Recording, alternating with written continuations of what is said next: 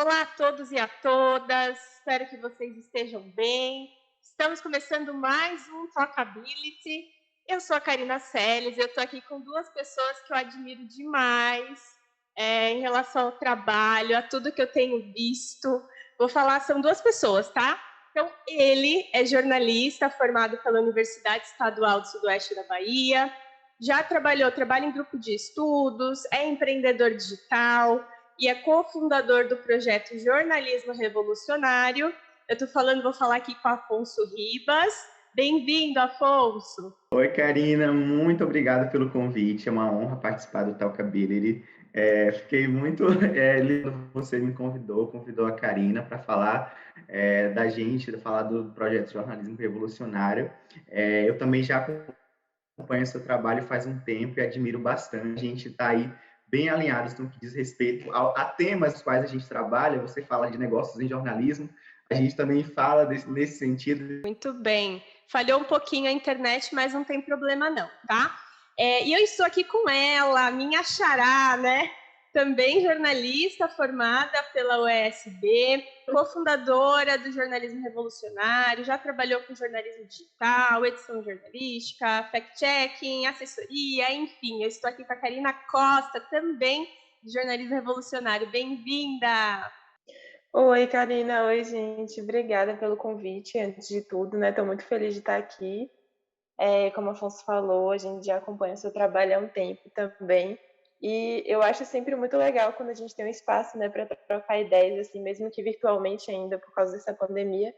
Espero que em breve a gente se encontre presencialmente, mas tenho certeza que vai ser um bate-papo muito descontraído e informativo também sobre jornalismo, sobre a vida.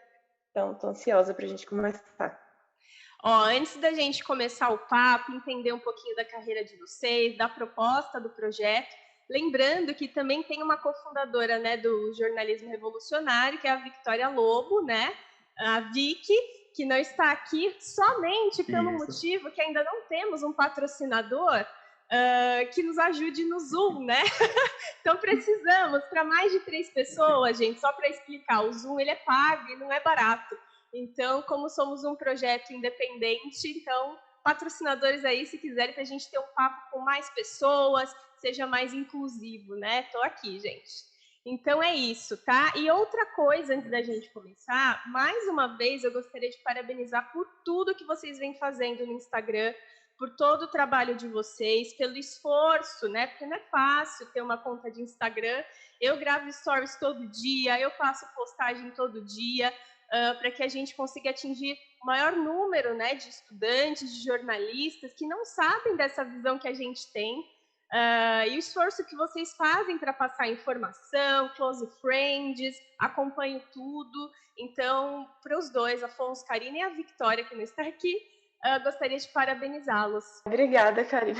Muito É obrigado, realmente Karina. muito bom ter esse retorno da galera que acompanha a gente, né? Porque não é um trabalho fácil, como você bem sabe.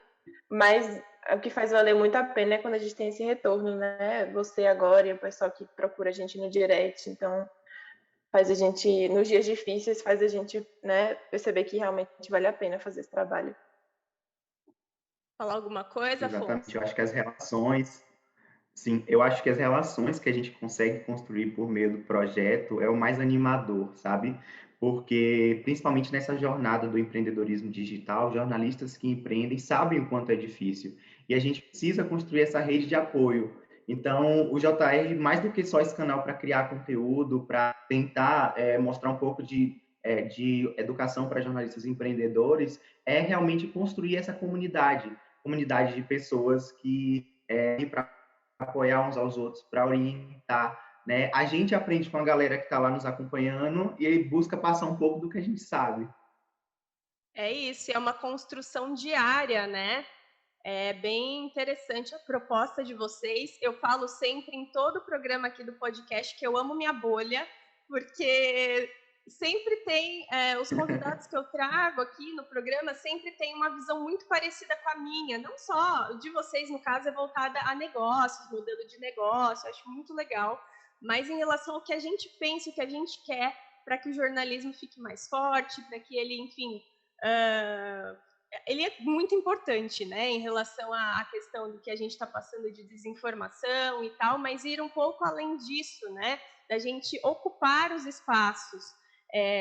Eu entrevistei há uns 2 programas atrás a Sinara Moura, e ela falou isso, e uma coisa que me tocou, né, ocupar os espaços, então, enfim, conhecer, ir atrás, e a gente não depender, eu sou muito dessa visão da gente não depender do tipo antigo de administração, de empresas, enfim, que acabou engessando o jornalismo, nós ficamos para trás por conta de uma falta de visão, né, do que estava acontecendo, do digital, e agora com a pandemia, um pouco antes, né, desde 2017, 2018, começou a ter a crise, né, dos impressos, e aí não conseguiram dar conta, porque foi uma coisa que já estava rolando, falou, vai acontecer isso, olha, vocês estão perdendo assinantes, né? E aí as pessoas estão até hoje sem saber o que fazer. Eu tenho muitos alunos na Expand que eles falam, tá, mas como é que eu faço isso? Eu não aprendi isso na faculdade, né?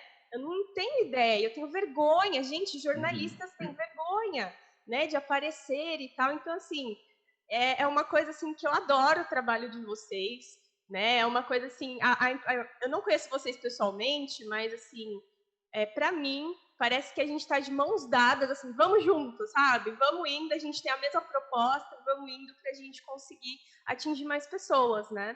Não, com certeza, eu acho que a gente já falou isso em vários lugares, de como isso que a gente está fazendo aqui agora, meio que a gente construiu o nosso próprio caminho, a nossa própria jornada, porque realmente na universidade a gente não aprende sobre como a gente pode empreender no jornalismo, né? Não ficar dependente assim de veículos que já existem para nos empregar.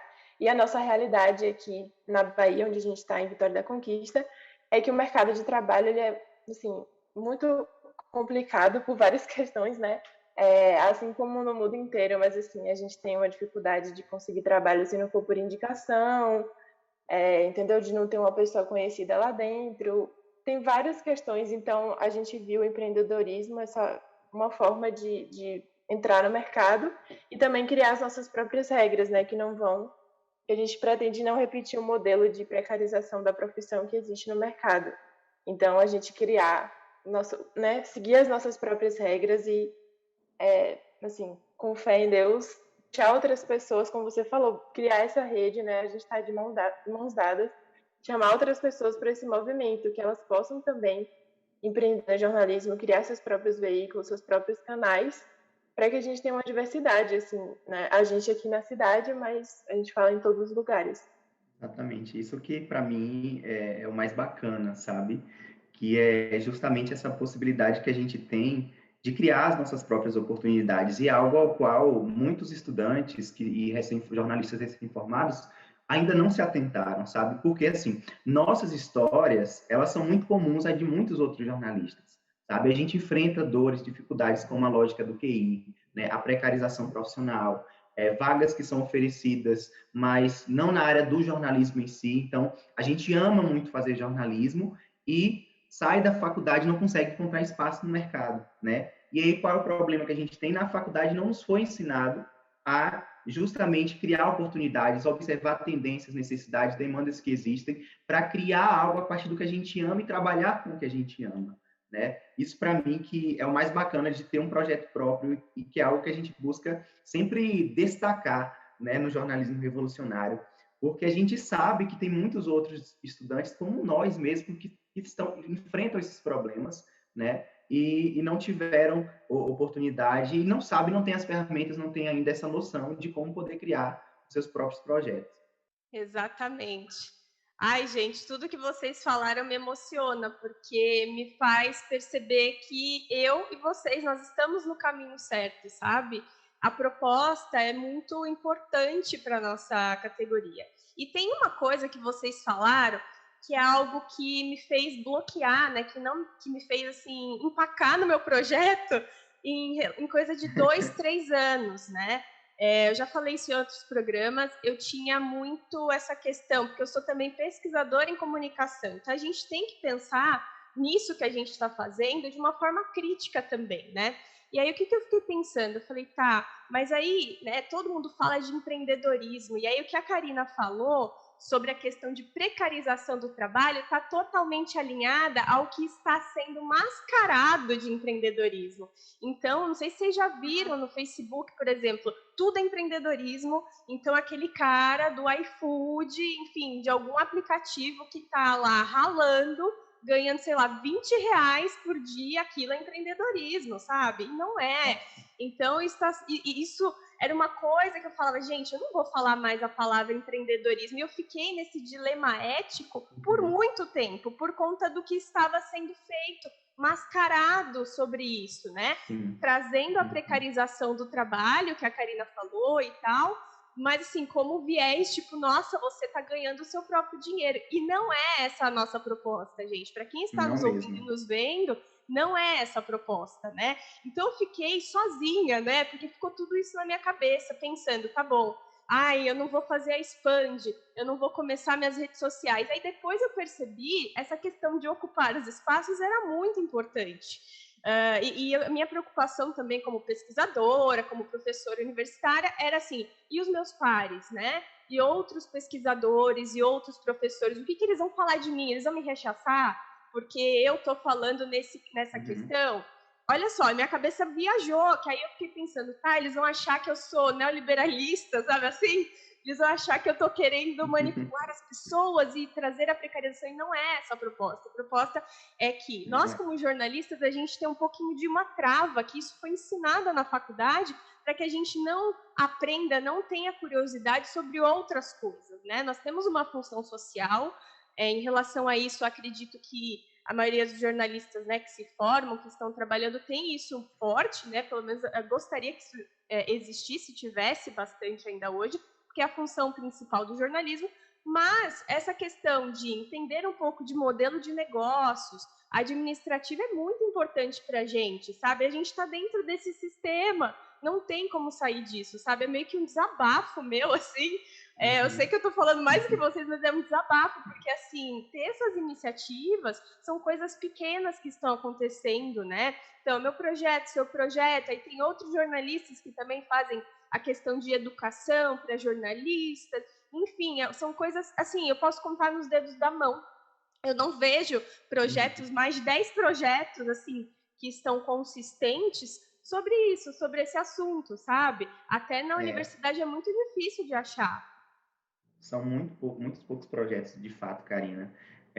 E eu vejo que é um assunto que está em ascensão, sabe? Porque temos aí o jornalismo revolucionário, temos aí você que fala também sobre esse assunto do jornalismo empreendedor, de negócios em jornalismo. Eu conheço também outro perfil, que é o jornalista empreendedor, da Karen Gonçalves, se não me engano, que é muito bacana também, né? Então, estão surgindo novas iniciativas, a gente precisa, de fato, fortalecer esse movimento.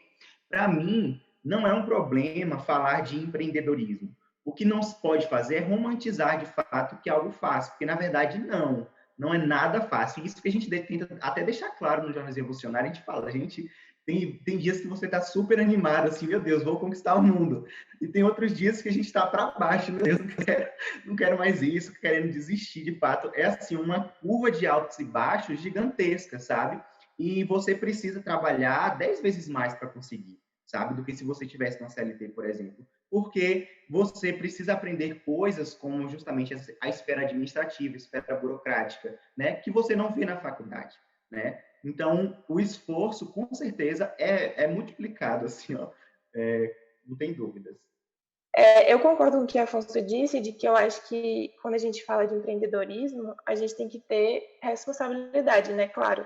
Mas eu achei interessante ouvir sua história, porque eu nunca tinha pensado por esse lado. Eu acho que, não sei se a Afonso tinha, mas quando a gente começou, a gente nunca teve essa preocupação em usar a palavra empreendedor ou empreendedorismo, entendeu? Eu acho que talvez seja o meio também que você está, como você falou, né? Você é pesquisadora, professora, então é totalmente diferente da nossa realidade. Mas eu acho que a palavra-chave é responsabilidade mesmo, porque a gente sempre faz questão de deixar claro para as pessoas que nos acompanham que o empreendedorismo é uma possibilidade, né? Mas não é um caminho de flores, vai ter muitas dificuldades no caminho, muitas mesmo, Como o Afonso falou, altos e baixos, tipo, tem dias que realmente a gente quer desistir, porque, assim, é muito difícil, você também precisa sobreviver, pagar suas contas. Então, você tem que ter um trabalho que te pague e depois, para poder se dedicar a esse trabalho que não te paga ainda, mas que você pretende que ele seja sustentável no futuro. Então, assim, é complicado, mas a gente tem que sempre não romantizar o empreendedorismo, não falar, nossa, é a solução para todos os seus problemas e vai ser super fácil, entendeu? Isso. E como eu falei, eu acho que, assim, na verdade, fazendo isso, a gente está tentando quebrar esse discurso de que é fácil e, como eu falei, não repetindo o que outras pessoas fazem no mercado, assim, por exemplo, de trabalho voluntário, que a gente é contra essa questão, né? Porque, assim, a exploração da pessoa que está oferecendo o tempo dela, dedicando todo o conhecimento que ela tem, ou essa questão de só conseguir trabalho por indicação de alguém, entendeu? Então, tipo assim, tudo isso a gente está tentando quebrar com o nosso projeto. Então, acho que é justamente o contrário do que ser conivente com o discurso romantizado do empreendedorismo, sabe?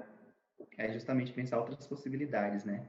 E possibilidades que respeitem a nossa profissão, né? A que estabelece, por exemplo, um piso salarial, né? Um cargo horário de trabalho, porque eu acredito que nós que estamos empreendendo agora precisamos ter essa visão de não perpetuar a precarização, porque no futuro, né, dando tudo certo, vai ser a gente que vai estar empregando outras pessoas, né? Exatamente, é isso mesmo. Tudo isso que vocês falaram, gente, eu vou deixar todo aquele script, ó, para quem está escutando e quem está nos vendo, eu passei o script, né, para Karina, com o Afonso, algumas perguntas sobre a carreira deles. Gente, esse assunto do que a gente está falando, eu prefiro ficar aqui, porque tá tão gostoso, é uma questão de reflexão tão importante que eles estão trazendo, né? E tudo isso que vocês estão falando, assim, me anima muito, é um desafio muito grande nosso, diário, né? Eu também, gente, por mais que eu trabalhe na universidade, eu tenho 2 frentes de trabalho, a Expand também é uma escola, né? Então tem alunos, tenho 2 frentes, assim, eu fico enlouquecida. Assim como vocês, eu também estou trabalhando bastante, né? Até por conta dos cursos, enfim, gratuitos, não vou fazer propaganda de mim mesma aqui, mas em relação à metodologia que eu estou usando, não sei se. Eu acho que o Afonso conhece, eu já vi Afonso no grupo, já vi Afonso na Abrage, né? Então a gente está no mesmo meio, então também fiz os cursos da Abrage. Faço o método de lançamento da Liz Vals. Olha, gente, eu tô enlouquecida. Não sei se vocês já devem entender o nível de loucura, né? Além da questão de montagem de aulas da universidade, mas todo esse processo de lançamento. Eu tô fritando Extremamente aqui, sabe? cansativo. Eu entendo perfeitamente, Karina, porque a gente entrou no mercado da infoprodução, né, da educação online, justamente com a Liz, né? A gente a conheceu quando ainda éramos uma agência de marketing, porque antes do jornalismo revolucionário ser jornalismo revolucionário, a gente era uma agência de marketing, a gente decidiu empreender no marketing, depois a gente viu que não era aquilo que a gente queria fazer, porque não era o que a gente gostava, e mudamos para o nicho para falar de algo que a gente, de fato, tinha experiência e gostávamos. E foi nesse percurso, a Liz Vals teve tudo a ver com isso, porque a gente primeiro comprou um curso de Instagram dela, o Insta Badalado, que foi assim, mudou a nossa mentalidade com relação a muitas coisas, e aí acabou nos trazendo para esse mercado da infoprodução, né? E depois a gente comprou a escola de lançamentos também, porque a gente já lançou uma mentoria de mídias sociais para jornalistas independentes no ano passado, e foi justamente utilizando o método da Liz, né? E é realmente um processo longo, né, e cansativo, porque envolve uma produção de conteúdo, né, trabalhar o nível de consciência da audiência, né, e de fato tentar alinhar aquele conteúdo que você está produzindo com as pessoas que de fato precisam daquele produto, daquele serviço que você quer vender, né? No caso, a gente buscava ajudar, sempre, no começo, principalmente, jornalistas que têm dificuldades a trabalhar com mídias sociais, que não sabem utilizá-las de forma estratégica, né, para alcançar um público, para engajar a audiência. Então, a gente teve uma experiência muito bacana aí com 5 mentorados depois que a gente lançou a mentoria, foi muito bacana. E, assim, realmente cansativo. Eu lembro, Karina, que depois do lançamento em si, da abertura do carrinho, eu chorei assim, muito, porque foi muito cansativo, muito desgastante. Tira tudo de você, assim, a energia que você gasta. Você geralmente antes tem uma série de lives, né, ou de um curso, antes que antecede a abertura do carrinho. E é muito desgastante. Eu estou feliz que eu estou vendo outros jornalistas entrando no mercado da infoprodução, inclusive jornalistas que são mais, assim, como é que posso dizer, que já são mais conhecidos, né? O Leandro Demore recentemente lançou um curso de jornalismo investigativo, né? Temos o caso aí da Joana Soares, também do jornalismo independente. Ela lançou uma oficina de jornalismo para jornalistas independentes. O Rodrigo Alves, acho que é Rodrigo Alves, não, do podcast Vida de Jornalista também, ele lançou uma oficina de narrativa em áudio, entende? Então, é uma forma de monetização dos nossos projetos que eu acho que vai ainda crescer muito, sabe? E eu acho que os jornalistas estão começando a se atentar a isso, porque a gente, por exemplo, eu posso saber uma coisa, por exemplo, eu consigo escrever muito bem, consigo estruturar muito bem uma reportagem. Pode ser que existem outros estudantes, outros jornalistas que têm essa dificuldade. Então, você pode ajudar essas pessoas com isso, entende? E isso ser uma forma de você viver, de se sustentar. Então, eu acho muito bacana, inclusive de fundo mesmo, essa fonte de financiamento aí.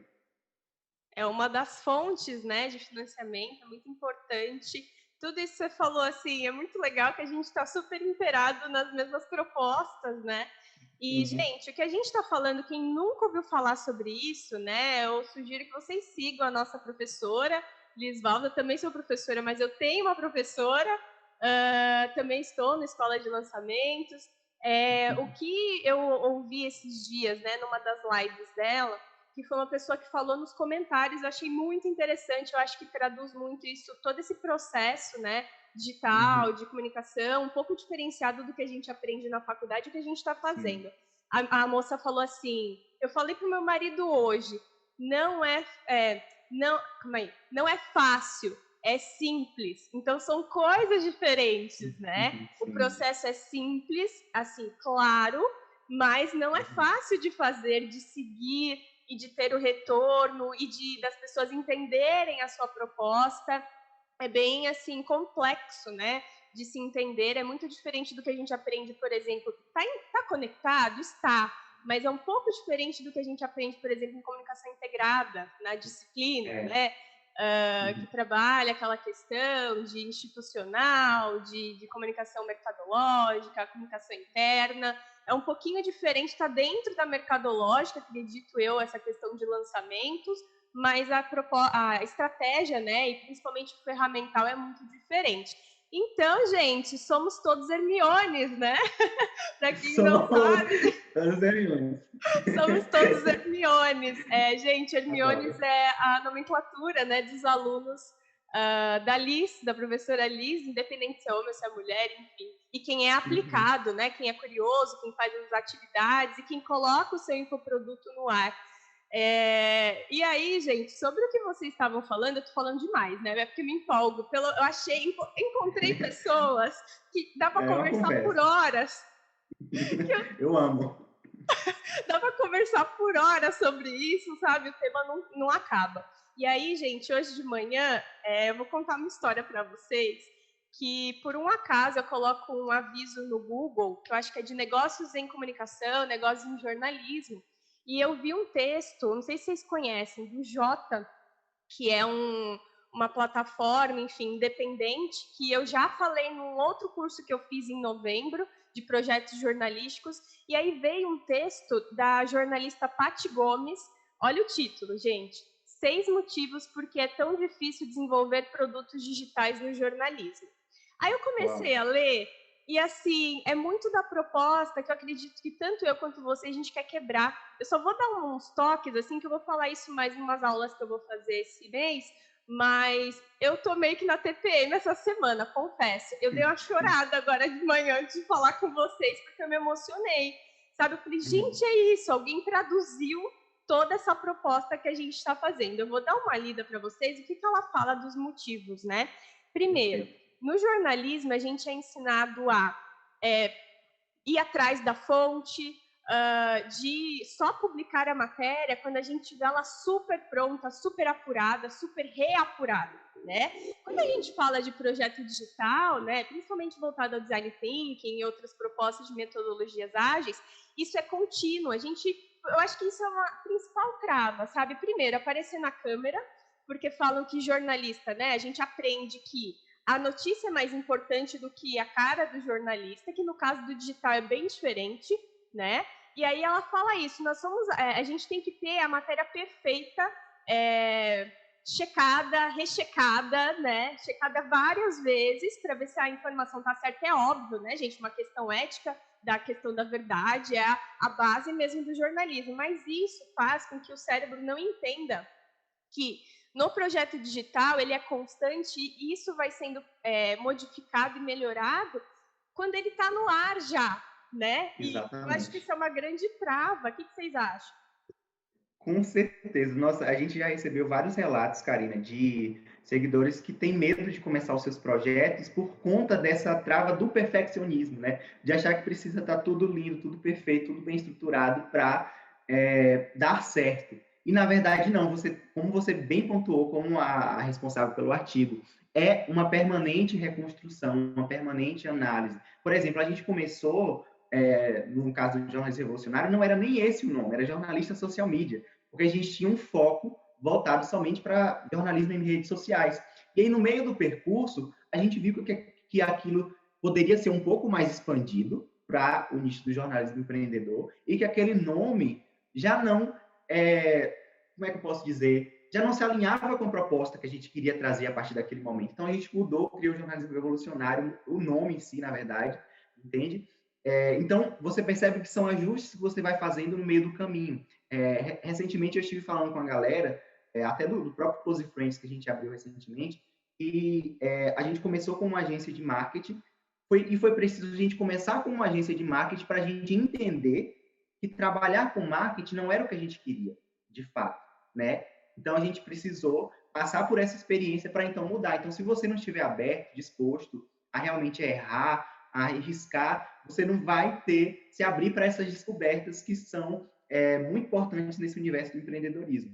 Eu acho que é basicamente isso, é realmente porque você precisa, por exemplo, ficar observando com frequência os resultados dos seus conteúdos, ver se aquilo realmente está gerando interesse, né? Então, às vezes, você modifica uma ideia por conta dos resultados que ela está trazendo, né? Muda até o produto, a gente agora está iniciando o processo de estruturação de um veículo local, que já era um plano que a gente tinha faz um tempo, mas que só agora a gente decidiu, vamos trabalhar nisso aqui e vamos lançar. E aí a gente já partiu para, de fato, encaminhamento. Por exemplo, identidade visual já está feita, site está em construção, e a gente fez uma estruturação de marca para a gente lançar, né? E a gente já conversou eu até conversando com as meninas, falando, pode ser que daqui a um ano, nossa, essa marca está maravilhosa, a gente perceba que não está mais condizente com a proposta. Pode ser que o público não tenha uma aceitabilidade com o que a gente queria fazer, entendeu? Então, você arriscar é muito importante, né? Só assim você vai perceber. Exatamente. Karina, você quer falar alguma coisa? Não, acho que a Afonso resumiu bem, né? Eu acho que é sempre aquele clichêzão de que você só aprende fazendo, né? E errando também, que é importante. Porque é frustrante, né? Tipo, nosso emocional errar e depois não dar certo alguma coisa. Mas você sempre aprende alguma coisa, né? E melhora para o futuro. Eu acho que é isso, estar disposto a errar e aprender, né? Nunca vai estar perfeito logo de início. E também uma coisa que a gente sempre fala é que a gente está tentando colocar mais em prática em 2021, é tentar pensar menos e fazer mais, né? Tipo, não planejar demais o negócio e deixar só no papel, mas realmente colocar em prática. E aí depois a gente vai arrumando o que tem que arrumar, né? Exatamente, esse processo é muito importante. E aí, gente, segundo fator que faz, né, com que não se lancem projetos jornalísticos, ela fala que é a questão da colaboração, porque a gente é instruído, bem aspas, tá, em relação à questão de ir atrás do furo e você, né, você tem o seu nome como jornalista é o mais importante. Mas quando você está trabalhando em relação a projetos digitais, você precisa ter uma equipe, você precisa ter colaboração, não só em relação a interno, né, da empresa, mas é o que a gente está fazendo, né, algo colaborativo, com o mesmo propósito e tal. E aí ela fala, né, que na universidade a gente aprende, assim, não passar a perna em ninguém, mas, assim, querer ser melhor do que os outros, né? E no ambiente digital colaborativo isso não tem nada a ver. Nossa, ela traduziu uma inquietação minha que eu estava até refletindo a respeito na semana passada, né? que eu não sei, mas assim, eu tenho essa visão de que, pelo menos desde quando eu já estava na graduação, olhando para os professores, a forma como agiam, essa falta, na verdade, a falta não, o excesso de egoísmo, né? Eu acho que há muito ego na profissão de jornalista, sabe? E, para mim, um dos casos que deixou isso evidente, Karina, foi um evento em que eu e Karina e Vicky também fazíamos parte da coordenação do Centro Acadêmico de Jornalismo, né? A gente também estava integrado ao movimento estudantil. E a gente sentia falta, no curso de jornalismo da UESB, de, como é que eu posso dizer, um evento que integrasse, de fato, plenamente todas as turmas, sabe?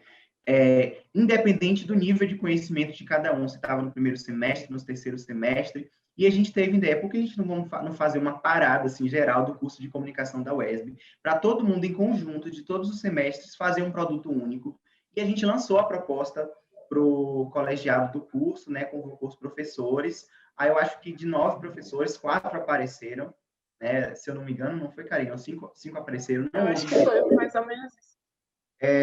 E assim, eu sou muito crítico, sabe, Karina? Desde a graduação eu já era crítico com relação a muitas coisas no curso. E quando a gente lançou isso, a gente não conseguiu ser aprovada porque não tinha quantidade de professores suficiente para votar, né? Porque só o voto do CA não ajudava, então a gente precisava de um mínimo de votos para conseguir aprovar a proposta, e a proposta não foi aprovada, né? Porque também haviam, eu estou jogando as coisas assim no ventilador, mas enfim, certas rixas internas, eu acredito, sei lá, e acabou que esse evento não aconteceu, né, por conta disso. E aí depois a minha reflexão foi, eu acho que foi um erro da gente como CA querer chamar os professores. Eu acho que nós mesmos, enquanto CA, deveríamos ter feito sozinhos com os próprios alunos, com as próprias turmas, sabe? Tomar essa iniciativa, em vez de ter ficado esperando a aprovação e tal, do colegiado e tudo mais, sabe? Me incomoda muito e eu sinto que na profissão da gente falta essa dimensão colaborativa. Eu sei que está crescendo, a gente vê casos aí de veículos independentes, sobretudo, que lançaram, por exemplo, o projeto Reload, que lançaram recentemente, diversos sites em conjunto, né?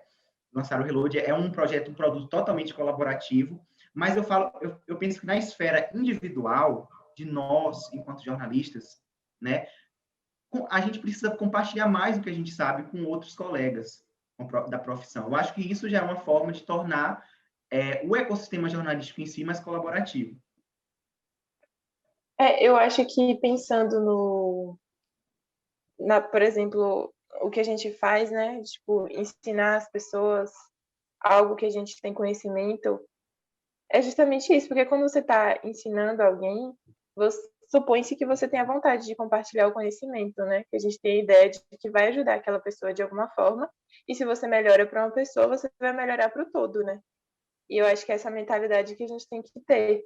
E é muito real isso que a Afonso falou, como exemplo da nossa graduação, né? Que era muito nítido para a gente, assim, principalmente entre os professores, que já eram os profissionais, no caso.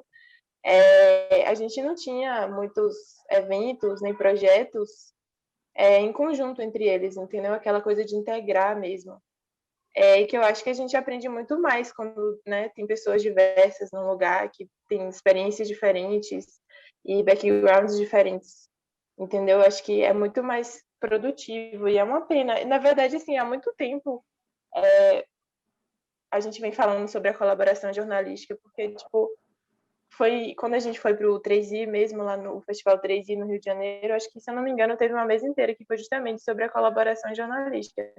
E essa conversa já vem de muito tempo, de que a gente precisa se unir para fazer dar certo, entendeu? E é como a Afonso falou, eu acho que, tipo assim, a gente está começando a ver essas coisas. Ele citou o projeto Reload, tem também o Comprova, que são vários veículos jornalísticos, né, para checar informações, combater a desinformação, que foi inicialmente um projeto para eleição, depois voltou. Então, assim, eu sempre fico muito feliz quando vejo essas iniciativas. Eu acho que é o caminho, né? Com certeza. Em relação ao Comprova, que você falou, eles falam que eles são um consórcio, né?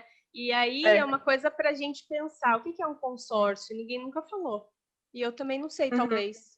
que é um consórcio? Se você parar para pensar, agora também tem o consórcio de imprensa que está divulgando os dados da Covid, né? Depois que o governo quis ocultar alguns dados, se uniram para fazer esse trabalho, que é super importante. Realmente, eu não sei, a gente teria que... Não estou por Qual que é o dentro do que modelo, seria. né, de negócio? É, Não, sem fins lucrativos, que eu imagino que seja, e o que está verdade. envolvido dentro disso? Dá para entender muito claro que é em relação aos jornalistas, vão nos hospitais, pegam... Eu fico imaginando na minha cabeça, né, pelo que entendi que foi falado sobre isso, eles vão lá, né, tipo, nos hospitais, aí de alguma forma eles conseguem os dados, né, entender qual foi o número de pessoas, né, doentes que entraram, os que faleceram e tudo mais. Isso é importante em relação ao momento político, econômico, social que a gente está. Assim, eu bato palmas para esse projeto. Mas o que é, né?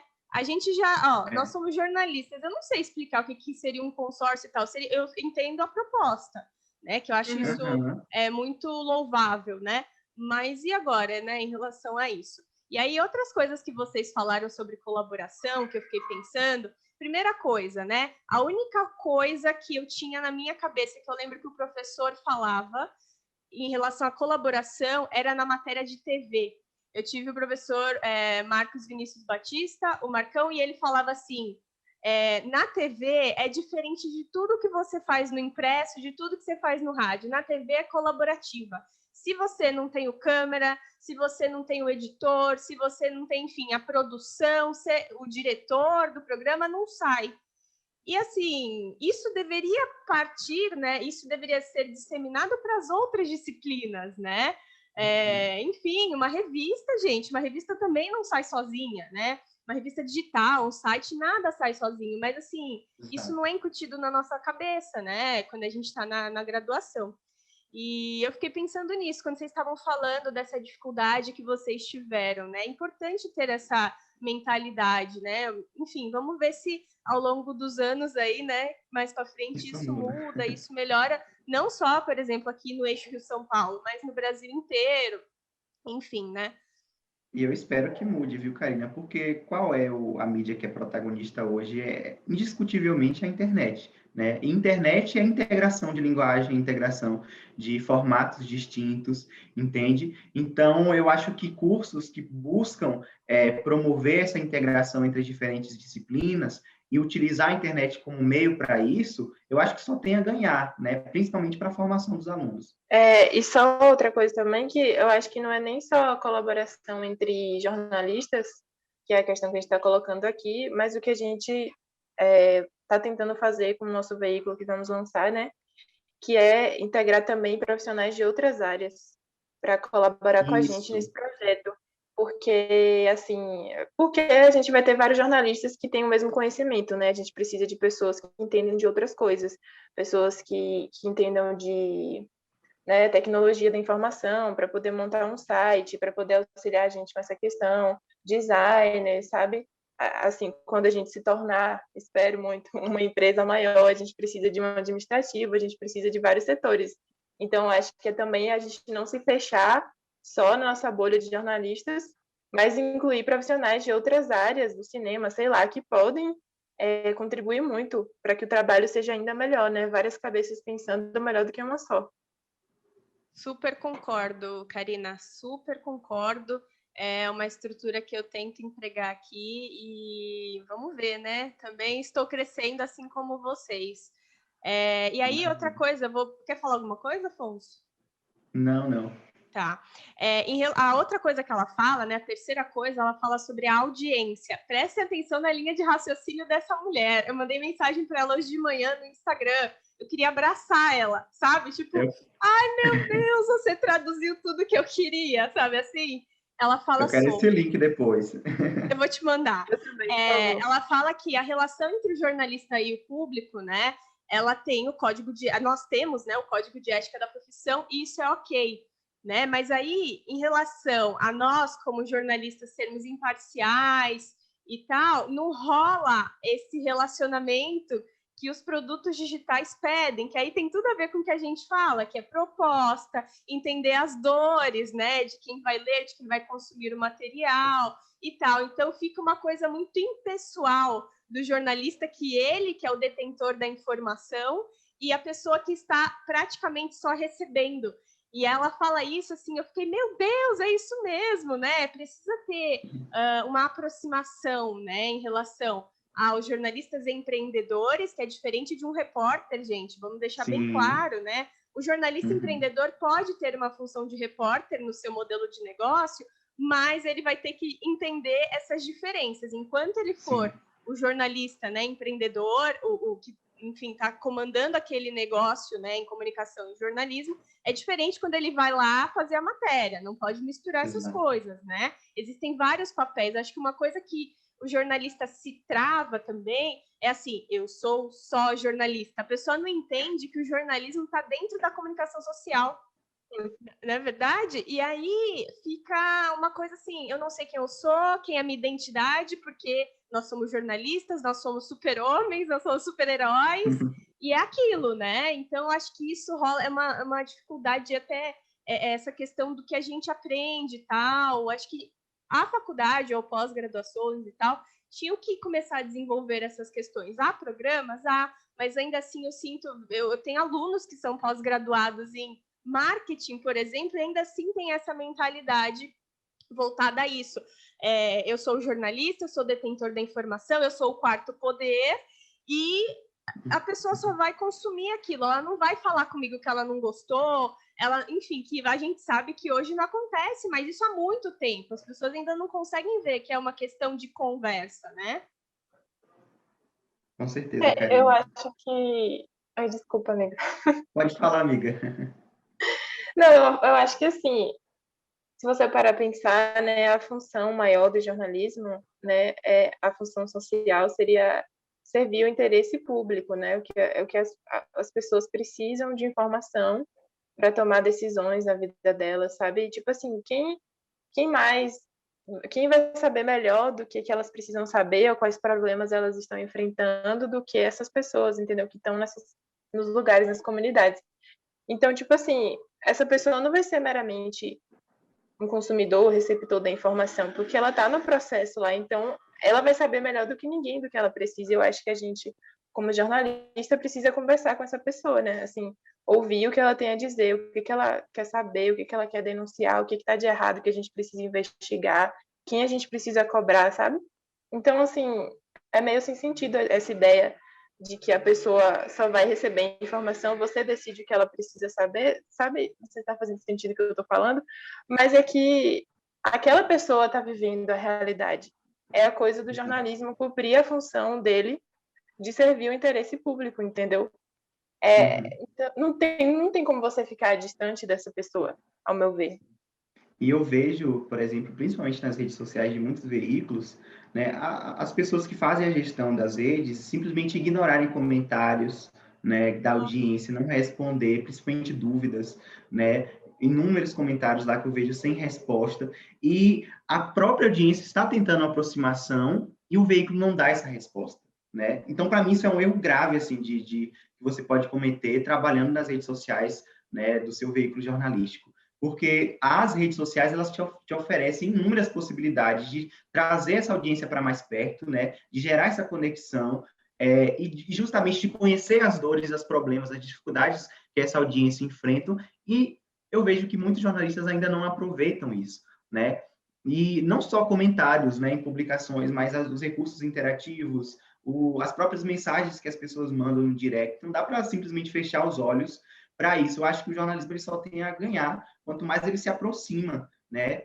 E eu acho que isso é mais forte, sim, no jornalismo local, mas não só no jornalismo local, acho que em outros tipos de segmentação, de segmentos do jornalismo, mesmo que não tenha, por exemplo, seja um segmento temático e não um segmento geográfico, essa aproximação ela pode lhe trazer muitos retornos, né? Porque a própria audiência vai lhe dizer, vai lhe contar o que ela está buscando, o que ela está querendo saber, como que você pode ajudar ela, né? Exato, eu acho assim, para exemplificar o que eu falei, né?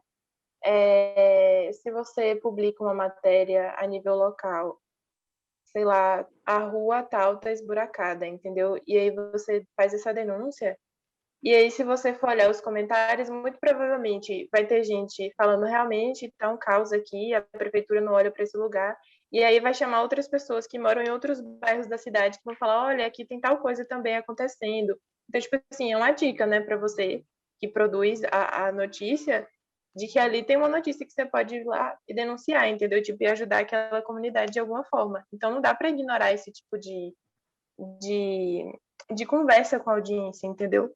Exato, exatamente. É a questão de ser curioso e estar aberto, né? Eu entrevistei a Rafa Martinez, acho que foi o segundo programa, se não me engano, do Talkability.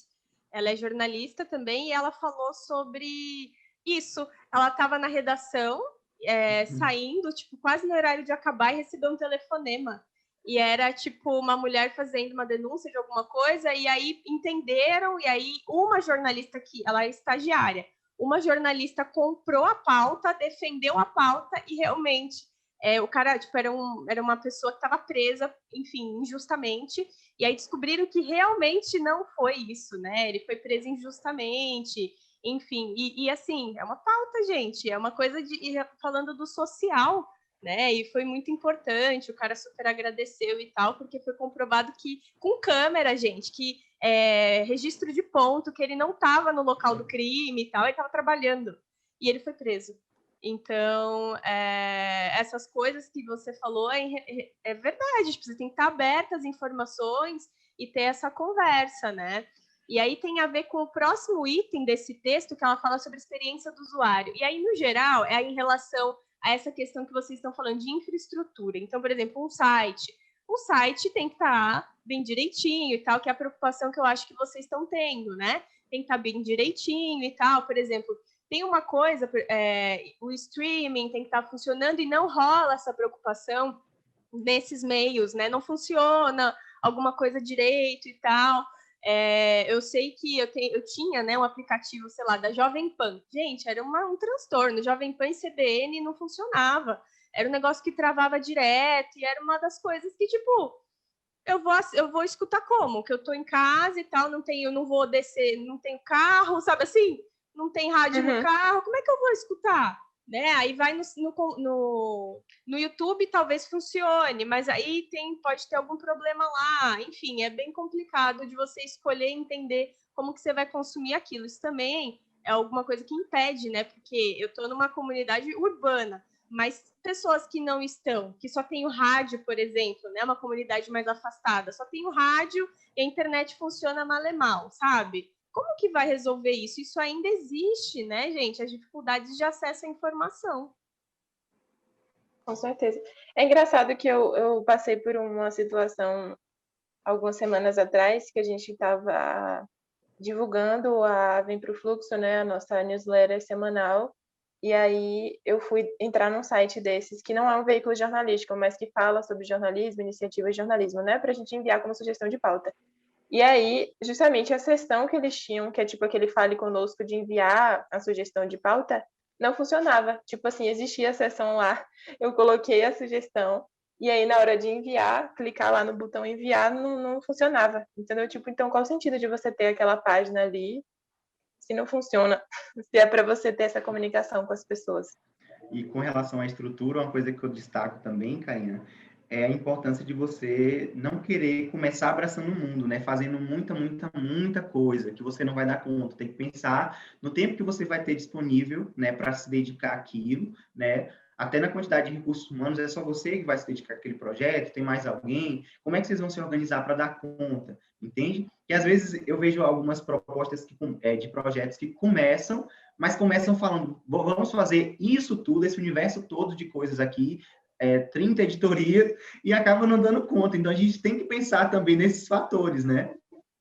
Exatamente. Se fizer muito do começo, não vai. É o pouquinho todo dia. Eu tenho um negócio grandão aqui na minha parede, está escrito superpoder de fazer um pouco todos os dias. Eu olho para aquilo todos os dias. Porque às vezes a gente quer, né? No dia que a gente está bem, né, Afonso? A gente quer dar um passo maior que a perna. Mas não rola, calma, vai pequenininho, né? Deixa o projeto mais para frente. Tudo bem, está empolgado, mas calma, né? Vai fazendo isso devagar. E em Exatamente. relação ao outro item que ela fala sobre a questão do mercado, né? Da gente entender a questão de nicho, que aí volta tudo isso que ela falou, gente. Ela só deu uma separada, né? De entender que você tem que pensar nessa pessoa que você está fazendo, quem que vai consumir, volta em tudo que a gente estava falando, sabe? Entendendo uma estratégia não só B2C, ela sugere, mas uma B2B. Então, também resolver problemas voltada à questão, né, do propósito, do projeto do jornalismo, mas ainda assim buscar soluções, que aí entra, Afonso, naquilo que a gente aprendeu na Abrage de jornalismo de soluções. Sim, sim. Entender uma estratégia B2B também para resolver problemas, não diretamente, mas soluções Uhum. para organizações. Perfeito. E apresentar caminhos, né? Acho que isso é o que é bacana do jornalismo de soluções, mais do que você apontar o problema, né? Porque a gente sabe que existe, né? É apontar alternativas para a solução daquilo de fato, né? E, assim, outra questão que entra muito nisso, dessa questão de nicho, que eu falo também com a galera, é realmente um erro comum, é você querer falar com todo mundo, né? Abraçar um universo muito grande de pessoas, né? E, por exemplo, nossa audiência no Jornalismo Revolucionário, muita gente pode chegar e olhar e falar, meu Deus, não é dessa coisa, né? Mas, na verdade, a gente está falando ali para mais de 1.000 pessoas, de certa forma, né? Mesmo que tenha as limitações do algoritmo, não entrega para todo mundo, é fato, entende? Mas a gente lembra também que a gente tem uma especificação, a gente fala com jornalistas que têm essa vontade de empreender, que têm os seus próprios projetos, ou então querem construir. Então, isso já segmenta bastante, né? E era algo que eu até destacava para a galera da mentoria. Por exemplo, a gente tinha um caso de uma aluna que ela tem um projeto que é na pegada de só notícia boa, razões para acreditar, esse projeto, entende? E às vezes ela falava, Afonso, mas eu não posso trazer uma notícia assim mais geral do Brasil, do cotidiano. Eu falava, mas isso vai fazer sentido para a sua audiência dentro da proposta do seu projeto, dentro do seu propósito? Porque se a ideia é trazer conteúdos, histórias de vida, notícias boas, por que você vai trazer uma notícia que já repercute em vários outros sites maiores, né, como o UOL, onde as pessoas já estão consolidadas, já têm um maior acesso. Então, acho que a gente precisa pensar nichar no sentido de oferecer uma informação que é mais exclusiva, né, que a gente está fazendo que as pessoas não vão encontrar em outro lugar.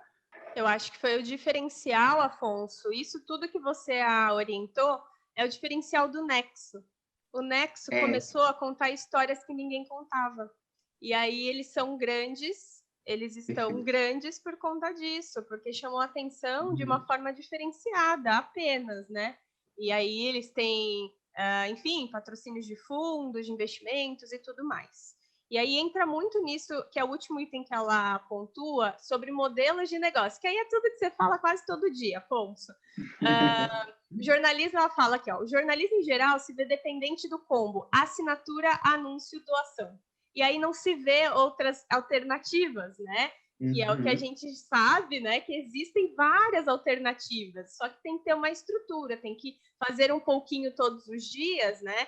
Para que ele tenha perenidade, senão aí não consegue mesmo. Um projeto, sei lá, no primeiro dia não tem nada, não se sabe de nada, é muito complicado você conseguir um apoio, enfim, se você não tem as coisas estruturadas. Eu acho que é por isso que também as pessoas desistem, né? Elas querem da noite pro dia já ganhar milhões, e enfim. Não é assim. Não é, não é. Demora muito, demora. A gente está nessa jornada aí faz um ano. Já era nosso projeto, inclusive, o plano lançar o nosso veículo ano passado, a gente não conseguiu, porque a gente sabia que se a gente lançasse, a gente não ia ter condições de tempo para se dedicar ao JR e a um outro produto jornalístico, né? E para que a gente conseguisse, né, trabalhar com esse produto de forma a garantir a sustentabilidade dele, a gente precisa de uma certa constância, a gente precisa entregar realmente valor para o público que a gente com o qual a gente quer se comunicar, né? E a gente está numa situação hoje, Karina, que a gente precisa ter muita organização, muita estruturação assim anterior para você dar um passo além, sabe? Por isso que a gente está tendo esse cuidado, porque, por exemplo, eu hoje, o JR e o Conquista Repórter, que é o nosso veículo local, são projetos paralelos, certo? Mas a maior parte do meu dia está sendo ocupada por um trabalho CLT, entende? Então, preciso ter uma organização e uma clareza do tempo que eu tenho disponível, das pessoas que vão trabalhar comigo, para poder dar esses passos, certo? E se começar pequeno mesmo, como você destacou anteriormente. Vamos começar com uma reportagem por semana, para pelo menos começar a construir uma presença digital, mostrar, olha, estamos aqui, né? Mas reportagens que sejam diferentes de todas as que são publicadas em outros veículos na cidade, para justamente a gente se diferenciar, né? E aí depois vai introduzindo aos poucos uma entrevista, um especial, né? Até chegar a esse ponto de a gente conseguir crescer a audiência, ou aproximar essa audiência para que ela acredite na nossa proposta e passe a nos apoiar, certo? E quando a gente pensa também em questão de monetização, a gente não deve se limitar a uma única forma de financiamento. A gente precisa buscar diversificar e testar, sobretudo, né? Porque, por exemplo, aqui em Vitória da Conquista, nenhum veículo, Karina, trabalha em modelo de crowdfunding ou de assinatura, por exemplo, né? Basicamente receita por anúncio. E isso, a publicidade digital, ela é ainda muito, muito forte nas cidades pequenas e médias, né? A gente não pode ignorar isso, né? Então, se a gente quer vir com uma proposta diferente, a gente tem que pensar que essa proposta pode não ser aceita, né? Então, você tem que estar disposto, primeiro, a testar, né? Arriscar, validar se aquilo vai ser realmente bem recebido, se vai dar certo, e já tendo a carta na manga, outras alternativas, publicidade digital, produção de evento com patrocinador, né? Produção de conteúdo para terceiros, né? Por exemplo, a gente tem um caso interessante de veículos como o Colabora, que eles sobrevivem basicamente como se fosse o veículo e tivesse uma agência, né, que produz conteúdo, que pode ser conteúdo patrocinado que vai para o site do Colabora, ou conteúdo que vai para as próprias plataformas das empresas, das organizações que eles atendem, que é uma proposta que foi apresentada justamente pela jornalista, não lembro se ela é jornalista, responsável por essa parte financeira, do Colabora no curso Reconstrução do Jornalismo Local. Eu achei interessantíssimo, sabe? Porque a gente tem esse domínio de outras áreas. Como você falou, o jornalismo não é só jornalismo, a gente está dentro da área da comunicação social. Então, a gente tem condições de usar as técnicas jornalísticas para produzir conteúdo que trabalha a comunicação institucional, que trabalha o marketing de outras empresas. Então, isso a gente pode utilizar a nosso favor, como forma de sustentabilidade, né? Então, acho bem interessante nesse sentido, quando a gente pensa nesse sentido.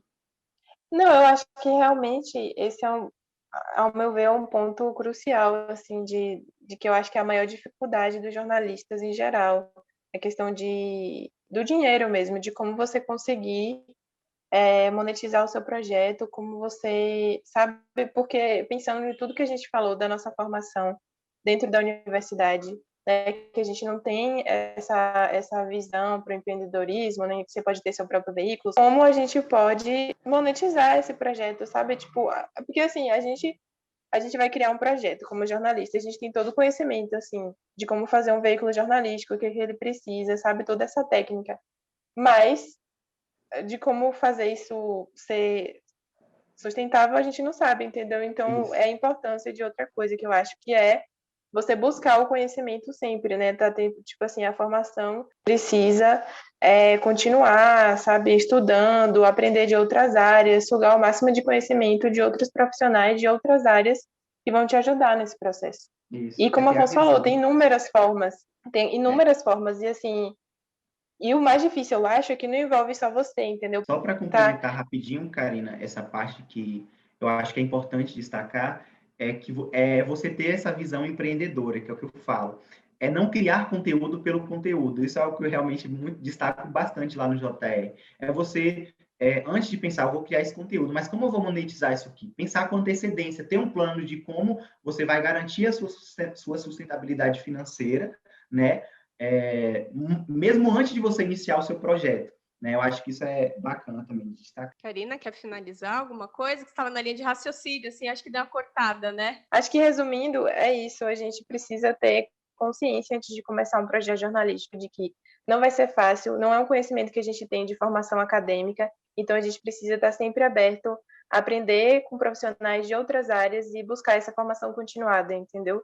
E tendo consciência de que não é fácil, mas que é possível, entendeu? É possível e você pode se inspirar em outros projetos que estão dando certo e adaptar a sua realidade. Eu acho que é isso.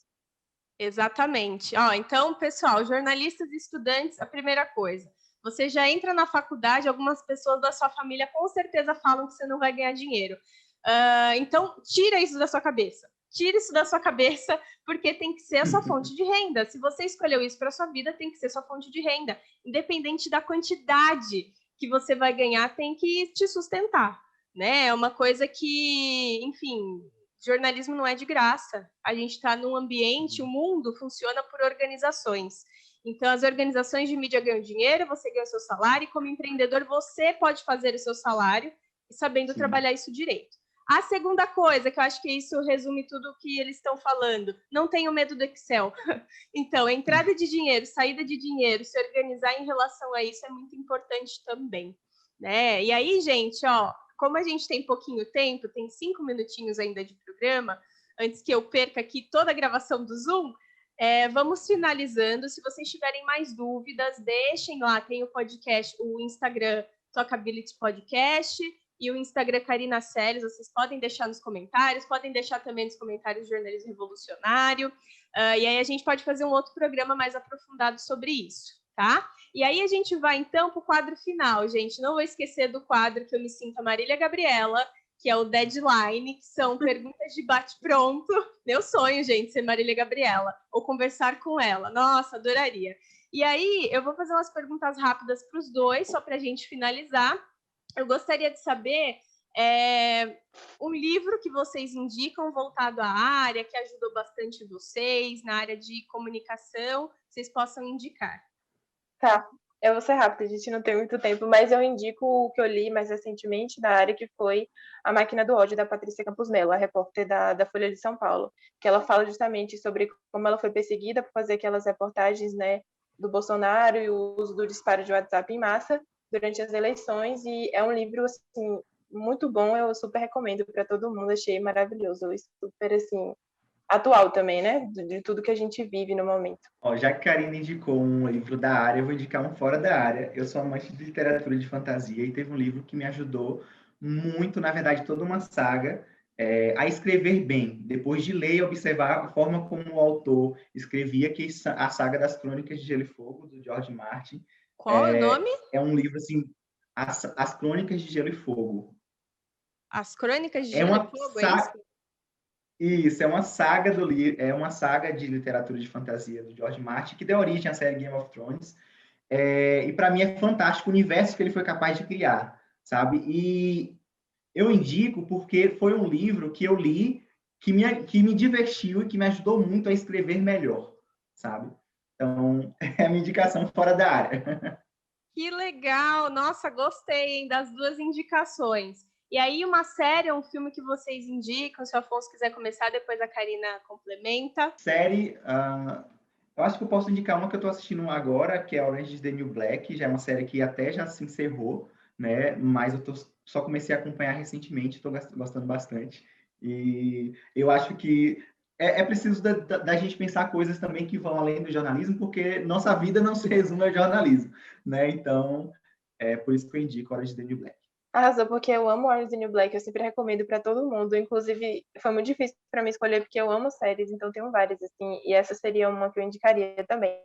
Mas, assim, pensando rápido, eu indico também Fleabag, que tá na Amazon Prime, porque também não tem a ver com jornalismo, mas como o Afonso falou, a gente também não vive falando de jornalismo 24 horas. E, assim, é sensacional. Eu amo essa série, você ri, você chora, é tipo, eu acho perfeita. Phoebe Waller-Bridge, simplesmente sensacional. Atua na série também, escreveu, então maravilhosa. Fleabag eu amo, acabei, queria a terceira temporada, vamos ver, né? Ai, gente, ó, muito obrigada. Eu já assisti 2 vezes. Jura? Maravilhoso. Ai, aquele final eu choro demais, não vamos dar spoilers. Pessoal, alguém que vocês poderiam me indicar, né, para que eu vá atrás, que seja entrevistado aqui nos próximos programas, que vocês gostariam? Eu pensei que eu acho que nessa pegada de projetos jornalísticos locais, o pessoal da agência Tatu, eu acho eles sensacionais, eles trabalham com jornalismo de dados, e assim, a gente teve a oportunidade de conhecê-los no Festival 3i, lá no Rio, e a gente mantém contato pelas redes sociais, e o trabalho deles eu acho sensacional, acho que vale a pena entrevistar e conhecer um pouco mais. Agência Tatu, conheço o trabalho deles, eu vou convidá-los. Afonso? São incríveis e inspiradores para a gente. Karina, eu indico a Ana Bambilha, do Orbis Media Review, e ela também foi uma das professoras que ministrou também as aulas do curso da Abrage. No caso do curso de jornalismo local sustentável, ela ministrou aula de gestão de comunidades, e eu acompanho os textos dela no Orbis Media Review, e eu acho fantásticas as reflexões que ela traz, principalmente para quem empreende no jornalismo, quer empreender, então acho que ela teria muito a contribuir. Eu adoraria também ouvir uma conversa de você com ela. Acho que ia ser igual, assim, melhor que a nossa nesse sentido, e vocês iam passar horas, ela é maravilhosa. Ai, gente, eu adorei a conversa com vocês. Imagina, dá para fazer. Dá para a gente. Imagina depois da pandemia, depois da vacina. Gente, a gente vai conversar muito. Espero ir aí visitá-los. Muito obrigada, queridos. Muito sucesso. O que eu puder ajudar, estou aqui. E é isso, gente. Ó, temos um minutinho para finalizar. Vou deixar para vocês darem tchau pro pessoal. É só agradecer mesmo, obrigada pelo convite mais uma vez e a todo mundo que está nos assistindo também. Vamos fortalecer aí essa corrente do jornalismo, né, empreendedor no bom sentido da palavra, como a gente já discutiu aqui, e é isso. Estamos juntos. Muito obrigado, Karina, pelo convite. Foi uma honra participar da conversa. A honra foi toda minha, gente. Adoro vocês. Para mim, eu sou super melhor amiga. Super beijo, queridos. Tchau, tchau. Com certeza. Tchau, tchau.